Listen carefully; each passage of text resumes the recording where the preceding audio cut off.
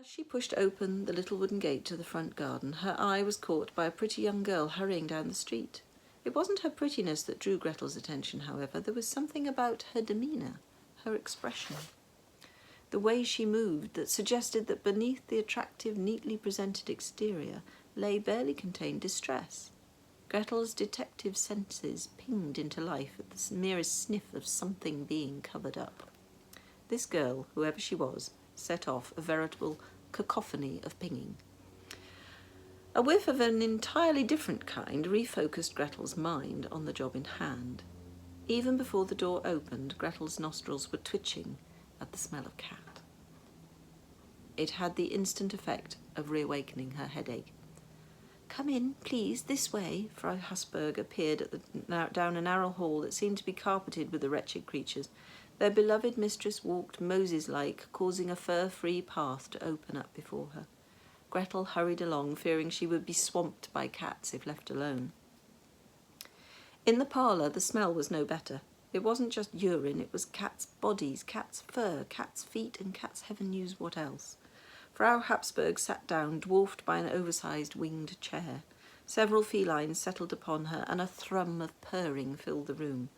Gretel searched for a cat-free seat upon which to land, but found none, so settled for perching on the arm of the sofa. "If you'd just answer a few questions for me, then I think it best if I take a look around," she said, whipping out a small notebook with a view to taking down interesting details or beating off cats with it, whichever proved the more necessary. "Now then, do all the cats live in the house with you?" "Of course. Where else would they live?"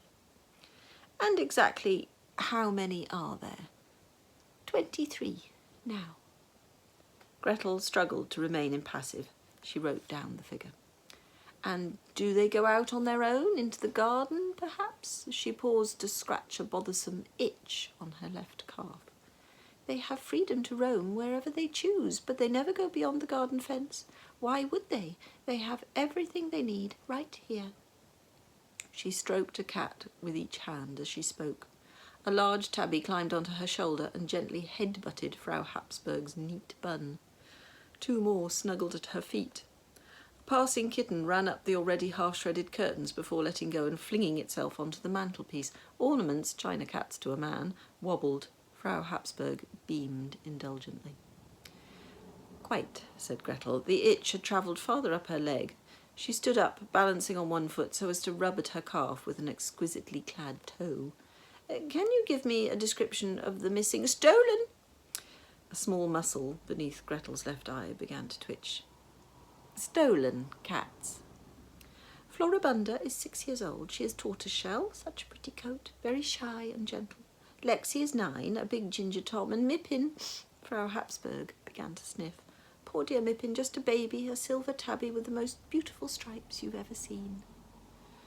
Gretel rode quickly. The ammonia levels in the room were beginning to make her dizzy, and a surreptitious feel of her leg had revealed a series of small lumps that could only be flea bites. As if either of these torments weren't bad enough on its own, she was starting to hear bells, tiny, tinny bells, like the playing of a distant celestial glockenspiel. She had to complete her questions and leave, but not before a little further business. She cleared her throat. "It is rapidly becoming clear to me, Frau Hapsburg, that this case is far more complicated than I had been led to believe. 3 cats, all of different colours, chosen among so very many, so very many." She felt herself becoming more lightheaded. The cats picked up on her vulnerability and became suddenly active, jumping from chair to chair, thrashing their snaky tails from side to side, dozens of eyes all focused on her. Soon she was completely surrounded, and any purring had been replaced by low growling. The bells rang louder. Just as Gretel feared she might faint and be set upon by the vile creatures, she spotted the source of the music. Every cat wore a velvet collar, suspended from which was a small brass bell. "The taken cats, did they have collars like those, with the bells on?" "Oh yes, all my kitties wear them. Such a beautiful sound, don't you think?" The itching had spread considerably further up. At the thought of the fleas burrowing about in her underwear, Gretel began to feel nauseous. So desperate was she to leave that she entirely forgot to pursue her planned demand for further funds. "Excellent. I think I have all I need for now," she said, backing hastily towards the hallway, dodging swiping paws and claws as she went. "I'll see myself out. I'll be in touch as soon as I have news." She bolted from the house, gasping for clean air. All thoughts of calling in at the cafe house vanished as she turned left down Kirschbaum Avenue, heading straight for the apothecary on the west side of town. She needed flea repellent and itch treatment, and she needed them at once.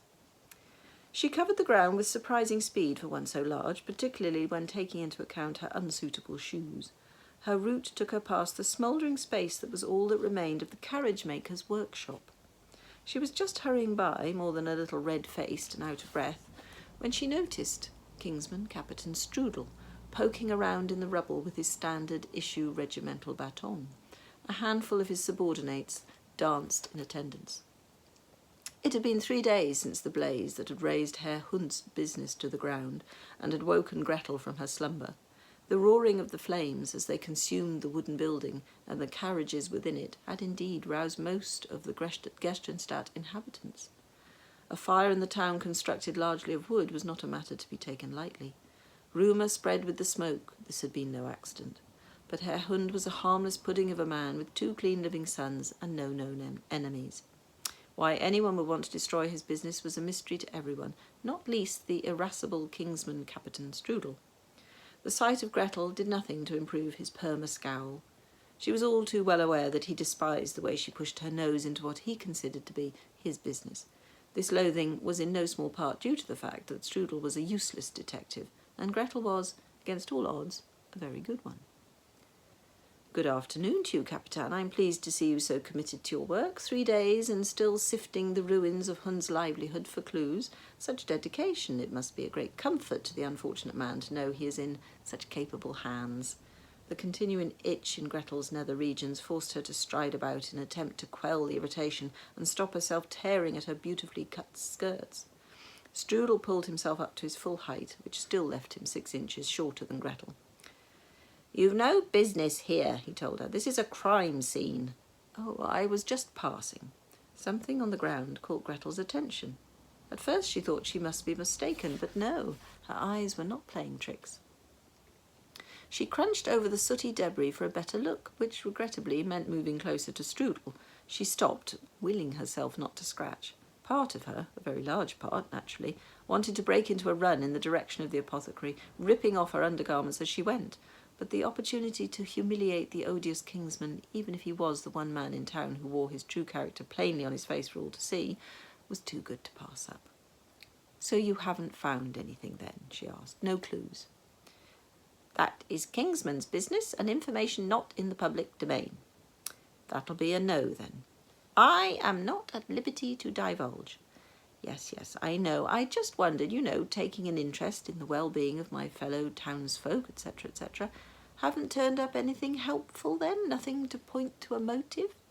"We have not yet concluded that the blaze was arson." "No clues as to the identity of a possible pyromaniac? Like that human hand you are currently standing on, perhaps?" "What?"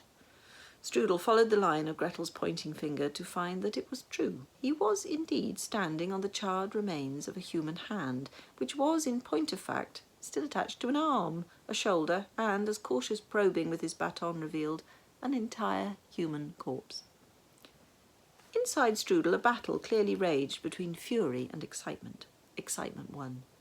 Barely pausing to grind his teeth at Gretel, he rushed about, bellowing orders at his underlings to fetch a spade and an undertaker.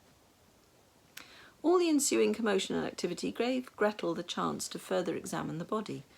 It was impossible to tell if it had been a man or a woman, so thoroughly cooked were the remains.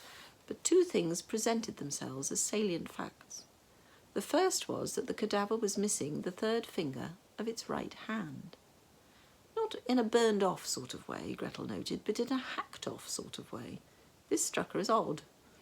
Had the deceased lost the digit years ago, perhaps, or had it been removed recently? Or had it, and the possibility prodded her investigative skills into high alert, been removed after his death? Could it be that he was dead before the fire even started?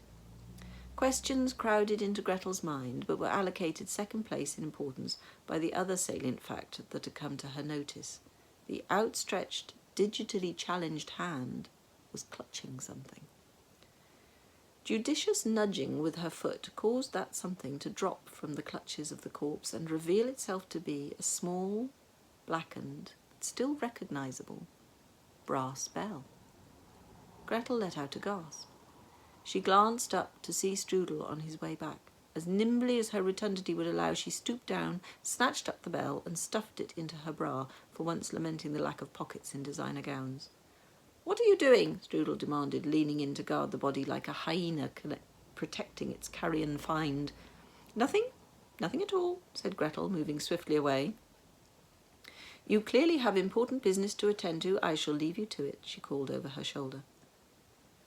She arrived back at her own house in a state of high dudgeon, clutching a tub of maddeningly costly ointment from Herr Finkel, the apothecary. As she climbed the steps to her porch, she wondered at how her fortunes could quickly change. One minute there was what promised to be a lengthy case to solve, with a client willing to pay over the odds. The next, it seemed, the wretched cats had just been caught up in the fire, and that was game over. No more to be done, except break the news to Frau Habsburg that her precious pets were toast. On top of which, Gretel was covered in flea bites, had parted with ridiculous amounts of money for treatment, and Strudel was the one with an interestingly suspicious death to solve. Dusk was falling over Gerstenstadt, and the day seemed to have been pulled all out of shape. As if by way of confirmation, Gretel opened the front door to the smell of breakfast. "Full English!" cried Hans from the kitchen. "Want some?" Gretel did, and yet she did not. She did because she hadn't eaten all day and was fiercely hungry. She did not because the calorie fest Hans would present to her would do nothing to diminish her ever-widening girth. She did because the aroma of frying bacon was making her salivate and taking her mind off her headache and her itches. She did not because the part of her that kept her from walking off the top of a cliff or stepping in front of a speeding carriage was reminding her of the toxic levels of filth in which the repast had been prepared. Temperance spoke to greed. Greed shouted it down. "Extra black pudding for me, Hans, and don't stint on the sausages," she yelled.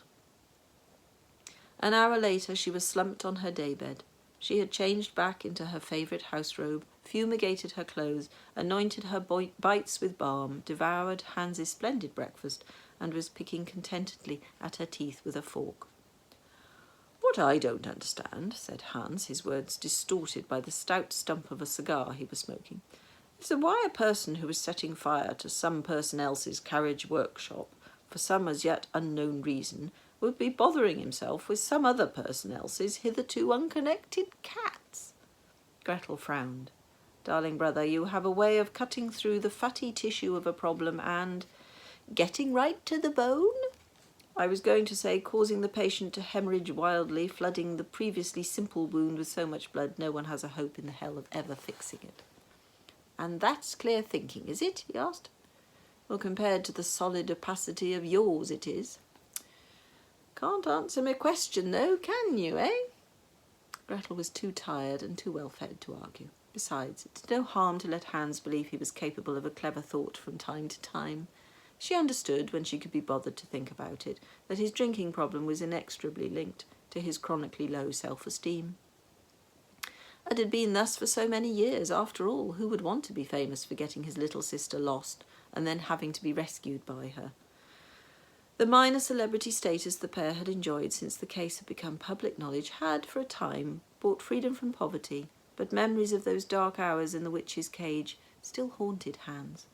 As a teenager enjoying a school every bit as posh as the ridiculous one to which Gretel had been sent, also at the behest of the king, Hans had turned to food for solace, and the result had been a build of such proportions as to make his sister feel slender in his presence.